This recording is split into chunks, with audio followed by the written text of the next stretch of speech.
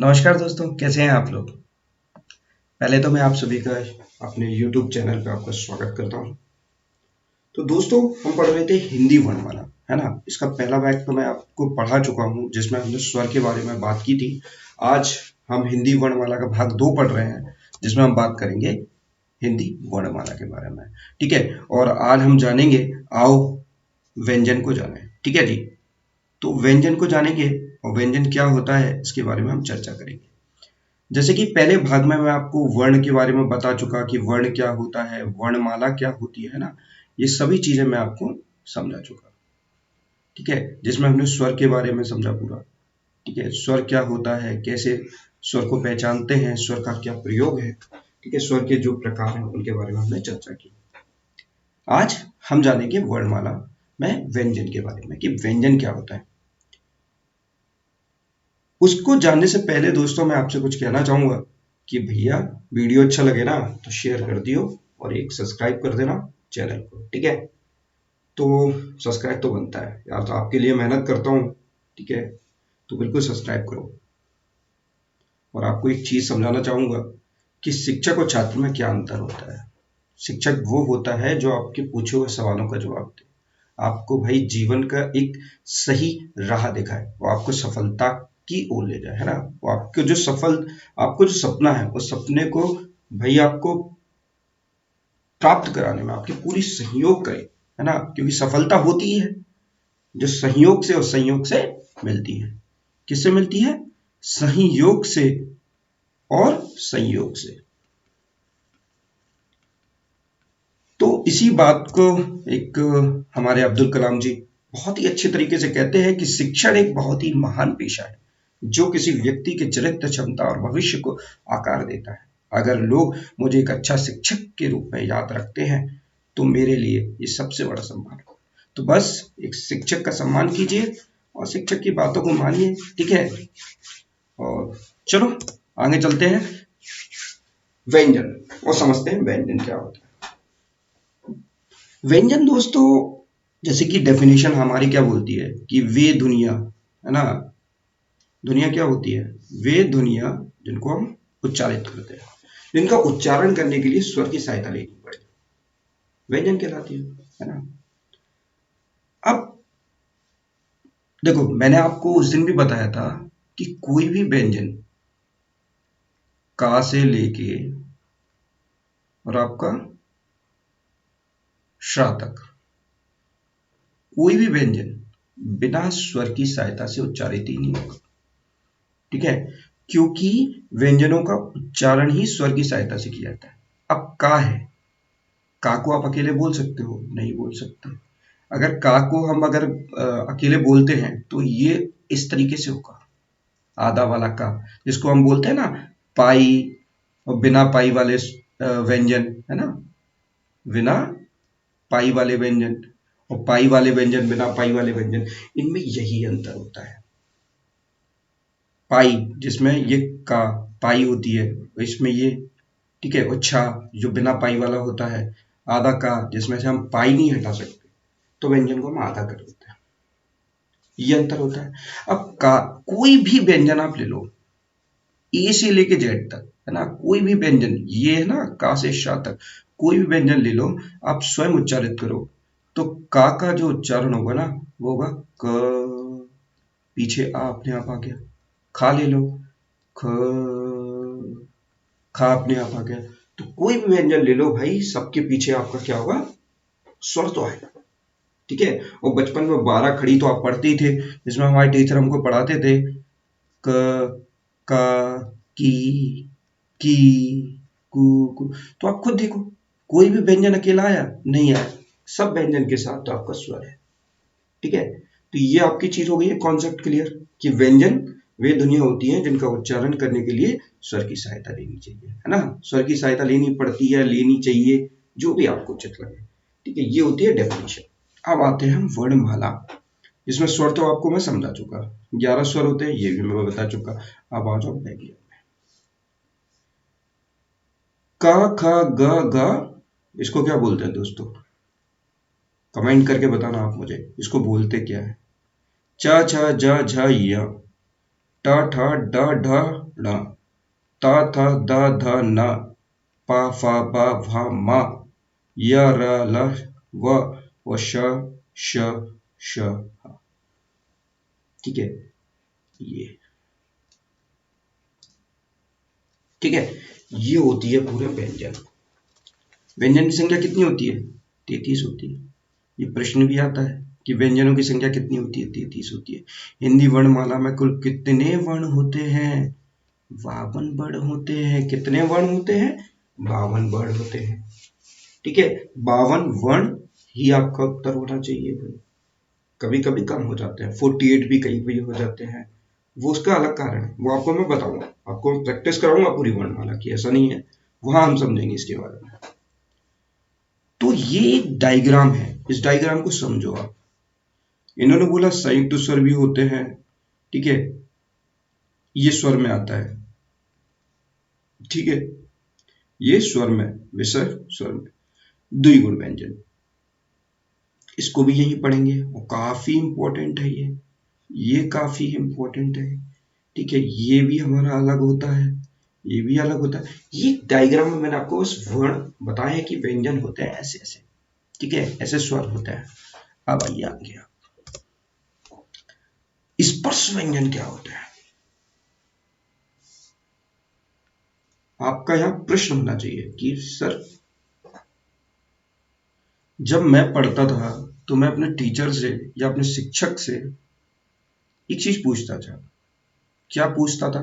ये बंदी अपने शिक्षक से पूछेगी कि सर, व्यंजन तो सभी एक ही होते हैं, व्यंजन तो का से लेके श्रा तक सभी व्यंजन एक है, तो ये स्पर्श व्यंजन क्यों है? सिर्फ ये 25 ही स्पर्श व्यंजन क्यों है और क्यों नहीं है? बिल्कुल इसका प्रश्न होना चाहिए, इसका प्रश्न होना चाहिए क्यों, ऐसा क्यों है, आखिर क्यों ऐसा हो रहा है? तो शिक्षक का जवाब होना चाहिए कि भैया इसका कारण ये है कि हर व्यंजन जब उच्चारित होता है, ठीक है, हर व्यंजन जब उच्चारित होता है तो स्पर्श करता है, यानी कि छूता है ना? क्या करता है? स्पर्श, यानी कि स्वर तंत्रिका को स्पर्श करता है, स्वर तंत्रिका को छूता है। हर व्यंजन, कोई भी व्यंजन हो, का से लेके श्रा तक कोई भी व्यंजन हो, वो भी स्पर्श करेगा।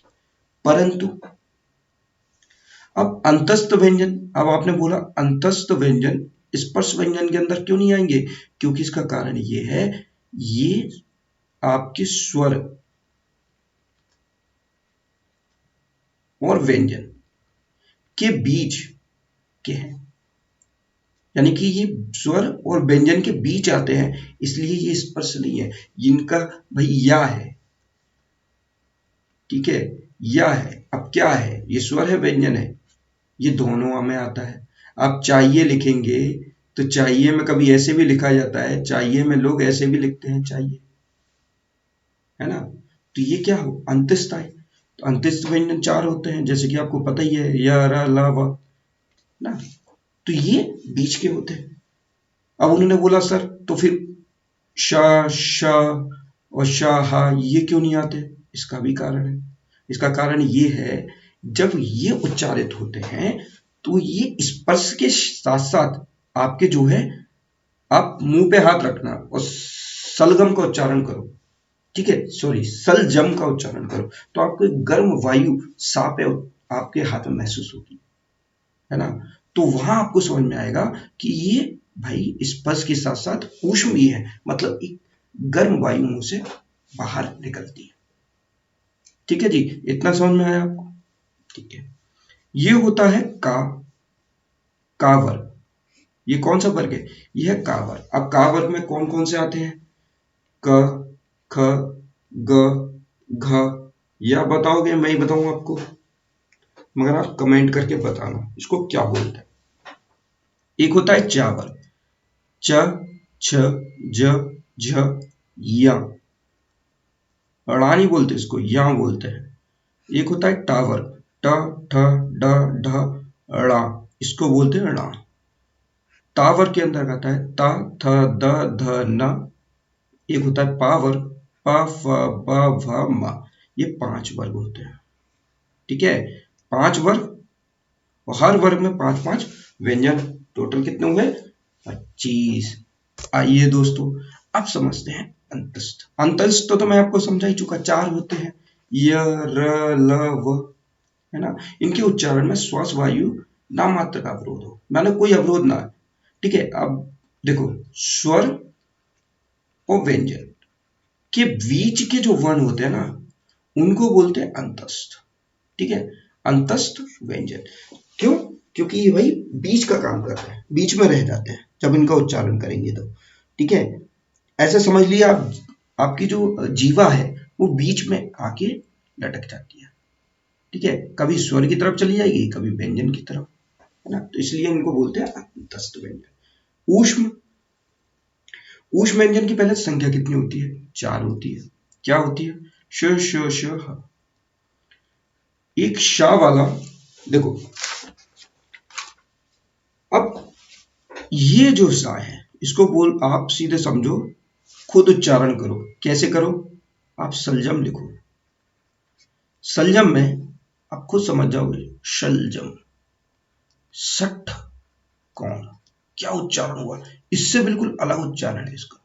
अब देखो, इसको कैसे लिखोगे? इसको लिखो सफेरा। क्या लिखोगे? सफेरा। हाथ तो जानते ही हो भाई, हलधर, अलग ही अलग उच्चारित करो, तो आप खुद ही समझ जाओगे। उच्चारण, उच्चारण समझना इनमें बड़ा मुश्किल है, परंतु किसी शब्द के साथ को रिलेट करो उन्हें, है ना। जैसे कि सलजम, षटकोण, सफेरा, तो आप खुद समझोगे इनमें क्या अंतर है। और ऊष्म व्यंजन वो व्यंजन होते हैं जिन वर्णों के अ, निकलने से मुंह गर्म हो जाता है। निकल निकलने से मुंह गर्म श्वास निकलती है, जिनके उच्चारण से मुंह से गर्म श्वास यानी कि वायु बाहर निकलती है, तो उन्हें वो बोलते हैं ऊष्म व्यंजन। इनकी संख्या होती है 4। ठीक है, एक होते हैं संयुक्त व्यंजन।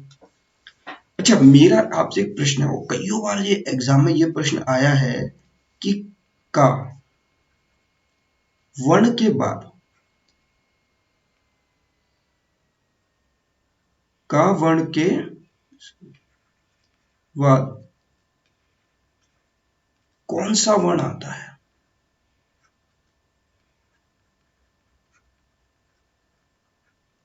का वर्ण के बाद कौन सा वर्ण आता है?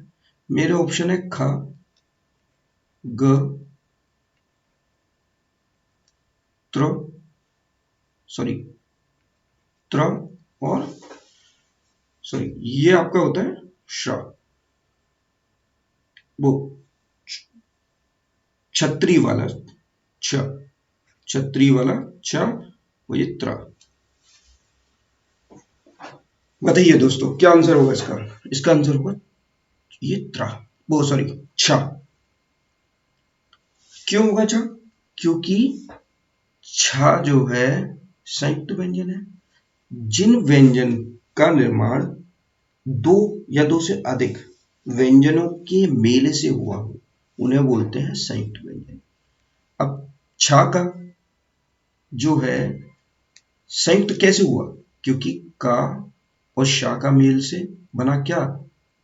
छ। आप खुद उच्चारित करो, जैसे कि देखो,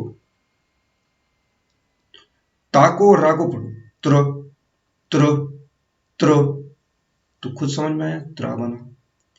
ज्ञ, तो ज्य और य, देखो, जीय, जीय, खुद समझ जाओगे। अब पढ़ो खुद, श्र, श्र, श्र, श्र, श्र, ठीक है, छ, छ, खुद समझ जाओ। तो समूह जितने भी व्यंजन है ना, सबका उच्चारण के आधार पर आप उन्हें समझ सकते हो कि संयुक्त व्यंजन है। तो जो छ बना हुआ का और शा से, त्रा बना है ता और रा से, ज्या बना है ज्या और या से, और श्र बना है शा और रा से। ठीक है, संयुक्त व्यंजन। अब आता है उच्चारण स्थान, कि भैया हमने क्या क्या समझा? हमने समझा स्पर्श व्यंजन, अंतस्थ व्यंजन, ऊष्म व्यंजन और क्या समझा था, संयुक्त। ठीक है, ये सभी जितने भी व्यंजन थे इन सभी को हमने समझा। अब हमें इनको भी पता है कि इसमें 25 होते हैं, इसमें 4 होते हैं, इसमें 4 होते हैं, इसमें 4 होते हैं। अब इन सभी को हम मिलाते हैं और उनका उच्चारण डालते हैं। देखो ये होता है कंठ, ये पीछे देख रहे हो, ये होता है तालु, ये पूरा ये भाग तालु का है। ये मूर्धा होती है आपकी, मूर्धा। ये आपका होते हैं दंत, ये वाले, ये होते हैं ओष्ठ, ये जो बने हुए ये होते हैं ओष्ठ। ठीक है, अब कंठ यानी कि यहां, जब वायु यहां आती है, यहां जो टकराती है तो उसे बोलते हैं कंठ। का वर्ग जो है कंठ से उच्चारित होता है। ठीक है, क ख ग घ, इसका आपको जवाब देना है, मैं नहीं दूंगा। कमेंट कीजिए, बिल्कुल दोस्तों कमेंट कीजिए और आप बताइए, है ना। ये है तालु, ये वाला हिस्सा। ठीक है, ये यहां से लेके यहां तक जो हिस्सा है इसको बोलते हैं तालु। तालु से चा वर्ग, तालु से कौन सा निकलता है, चा वर्ग। ये चा वर्ग है, ये तालु से निकला। और ये ऊष्म सा, कौन सा वाला सा, सलजम वाला सा। मूर्धा, मूर्धा से निकलता है टा वर्ग। मूर्धा से कौन सा,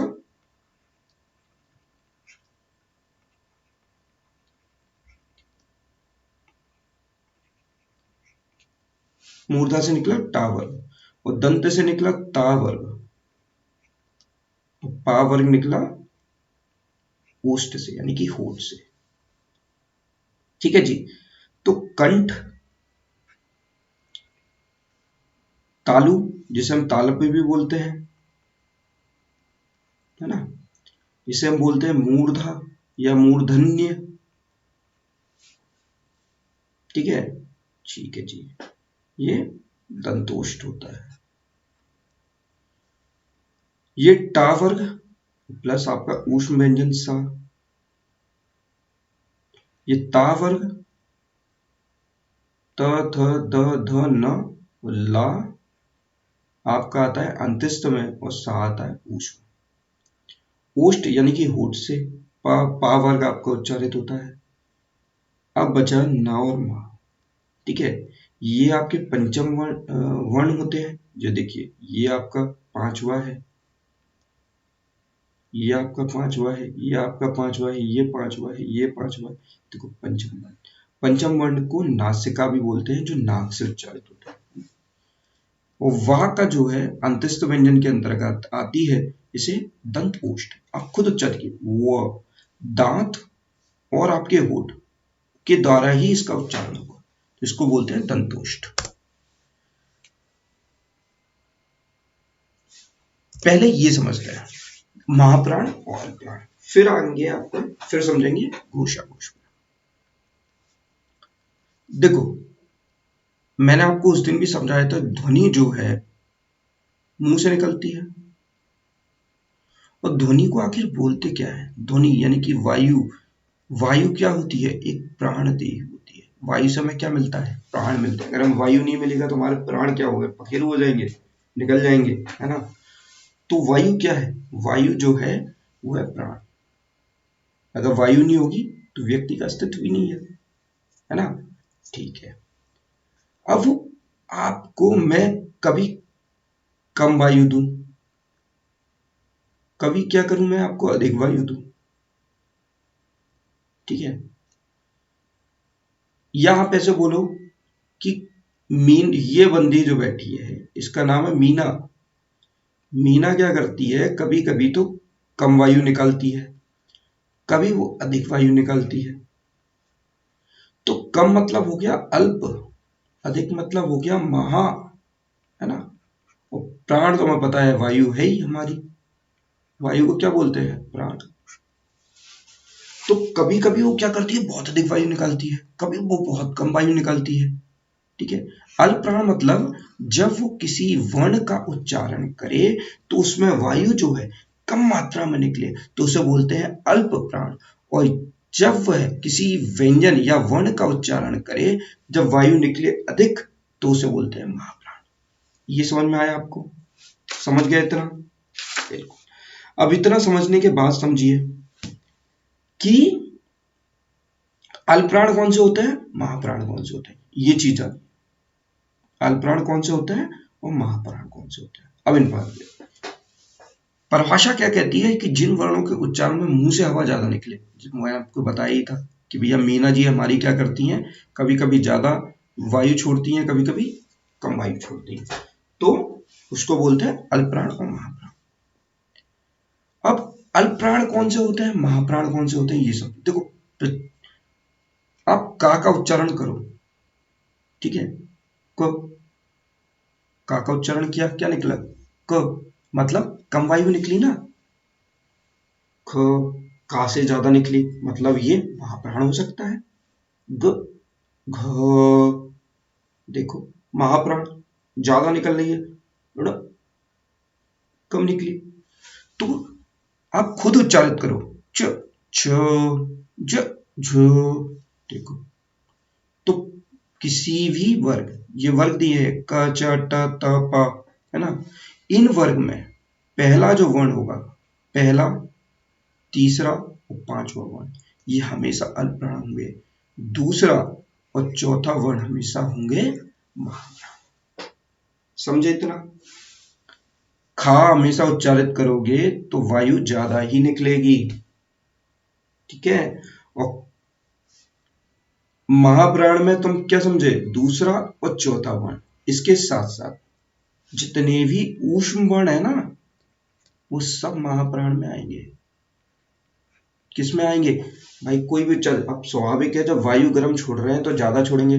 संजम, षटकोण, सफेरा, वायु ज्यादा निकल रही है भाई, तो क्या होंगे, महाप्राण। अब आ जाओ भैया अल्पप्राण, पहला, तीसरा, पांचवा, इसके साथ जितने भी अंतस्थ व्यंजन है, कौन से अंतस्थ व्यंजन, सब यहीं से निकलेंगे अल्पप्राण से।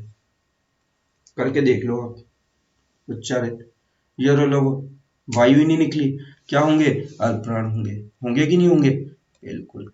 अब आ जाओ यहाँ पे घोष अघोष। घोष देखो, घोष मतलब होता है घर्षण, जब स्वर तंत्रियों में ध्वनि का कंपन हो, मतलब एक घर्षण सा महसूस हो रहा है आपको कि भैया घर, मतलब देखो उच्चारित करो आप, क, कोई घर्षण नहीं हुआ। आपका जो कंठ है ना, कंठ पे रखो हाथ, कहाँ रखो, अपने कंठ पे।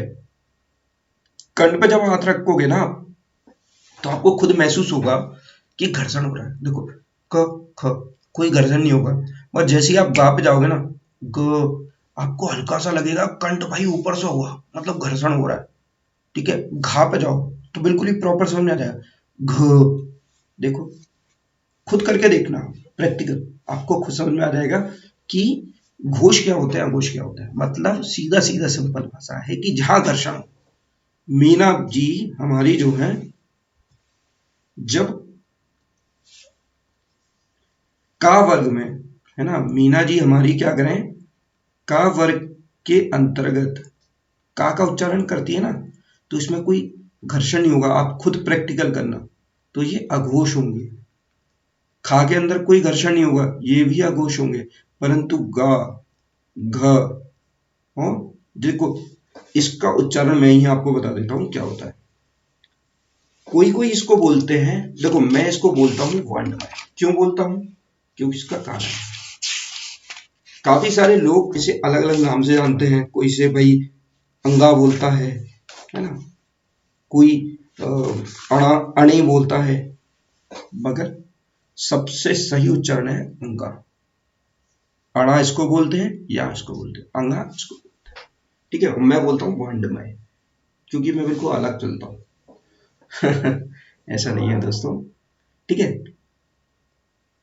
तो इतना आप समझे, गा का और अंगा का, इनका जो है उच्चारण बिल्कुल अलग होगा, इनमें क्या है, घर्षण होगा, इसलिए इनको बोलते हैं घोष या सघोष। जहां घर्षण हो वहां घोष, और जहां घर्षण ना हो वहां अघोष। किसी भी वर्ग में जाओगे, ठीक है, देखो अघोष की बात करते हैं तो अघोष होता है आपका जितने भी स्वर है ना, स्वर आ से लेके औ तक, वो सब किस में आएंगे? घोष में। घर्षण होता है उनमें, ठीक है। वर्ग का तीसरा, चौथा और पांचवा ये आएगा। जितने भी अंतस्थ व्यंजन है ना, वो सब इनके अंतर्गत आएंगे, इसलिए इनकी संख्या कितनी है? 31। ये प्रश्न आया हुआ है, मोस्ट इंपॉर्टेंट है कि अघोष वर्ण मतलब सघोष वर्णों की संख्या है 31।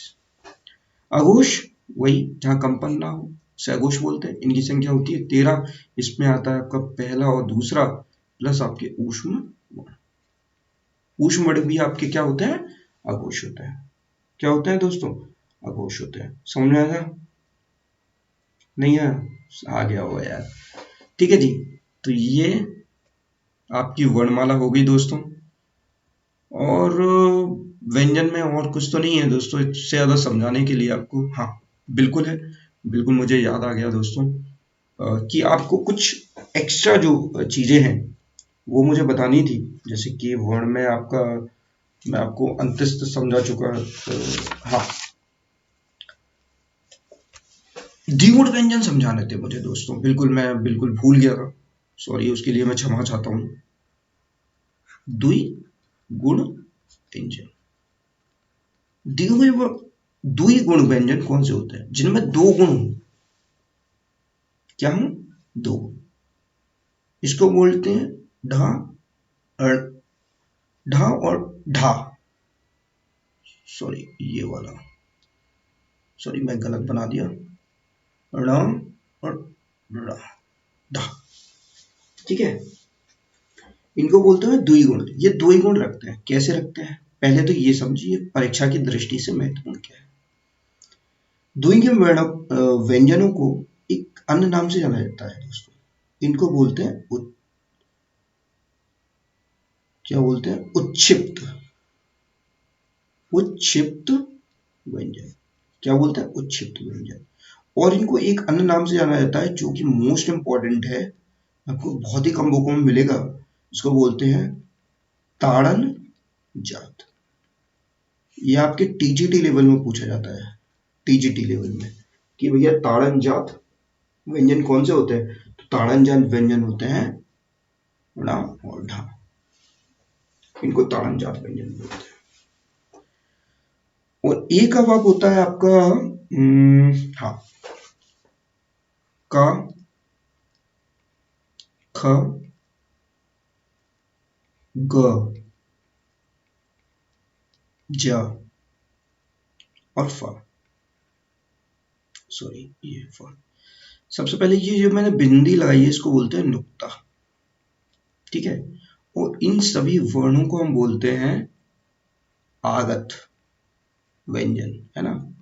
आगत व्यंजन बोलते हैं क्योंकि इन सभी को लिया गया है अरबी और फारसी से, फारसी ध्वनियों से लिया गया है। अब मैं आपके कुछ उदाहरण देता हूं। देखिए जैसे कि जफर, जफर। नुक्ता मतलब होता है जोर देना, ठीक है। वजार, है ना।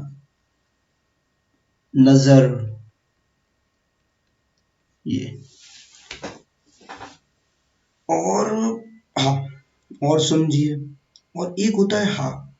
अब मैंने आपको क्या बताया?